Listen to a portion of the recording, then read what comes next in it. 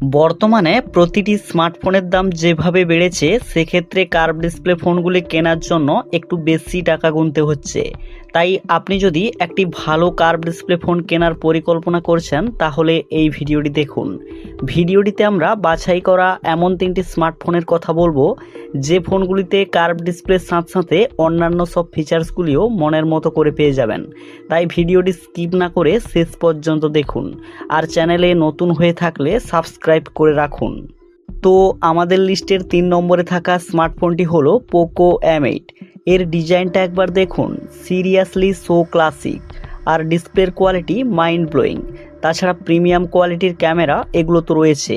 এতে 6.77 ইঞ্চির full HD plus curve AMOLED ডিসপ্লের সাথে রয়েছে 120 হার্জের রিফ্রেশ রেট। তাছাড়া এই ফোনটির ক্যামেরার পারফরম্যান্সও অসাধারণ। মেন ক্যামেরাতে 50+2 মেগাপিক্সেলের ডুয়াল এআই ক্যামেরার সাথে ফ্রন্টে রয়েছে 20 মেগাপিক্সেলের অসাধারণ সেলফি ক্যামেরা। আর পারফরম্যান্সের জন্য রয়েছে কোয়েলকাম স্ন্যাপড্রাগন 6S Gen 3 মতো পাওয়ারফুল প্রসেসর, যার দরুন ফ্রি ফায়ার থেকে শুরু করে যে কোনো অনলাইন গেম আরামসে খেলতে পারবেন। এতে 5520 mAh ব্যাটারির সাথে 45 ওয়াটের সুপার চার্জিং সিস্টেম পেয়ে যাবেন। এরপর আমাদের লিস্টের 2 নম্বরে রয়েছে Realme P2 Pro। Glorious design বিশিষ্ট ফোনটিতে 6.7 ইঞ্চির full HD plus AMOLED display রয়েছে। সত্যি বলতে এই ফোনটির ডিসপ্লের কোয়ালিটি খুবই ভালো, আর প্রিমিয়াম দেখতে ফোনটির ক্যামেরার পারফরম্যান্সও অসাধারণ। ব্যাক সাইডের ক্যামেরা পারফরম্যান্সের জন্য রয়েছে dual camera setup. Main camera 50 মেগাপিক্সেলের ওআইএস সোনির লাইটিয়া 600 এর সেন্সরের সাথে 8 মেগাপিক্সেলের আলট্রা ওয়াইড ও ফ্রন্টে 32 মেগাপিক্সেলের সেলফি ক্যামেরা রয়েছে।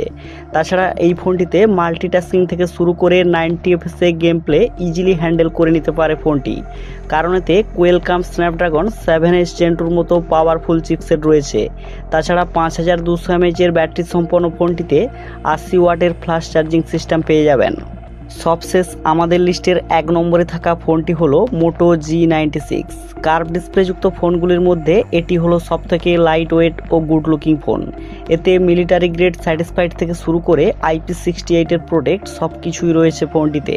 তাছাড়া ডিসপ্লের কোয়ালিটিটা একবার দেখুন, 6.67 ইঞ্চির full HD plus POLED 3D curve display রয়েছে, আর সাথে থাকছে 144 হার্জের রিফ্রেশ রেট।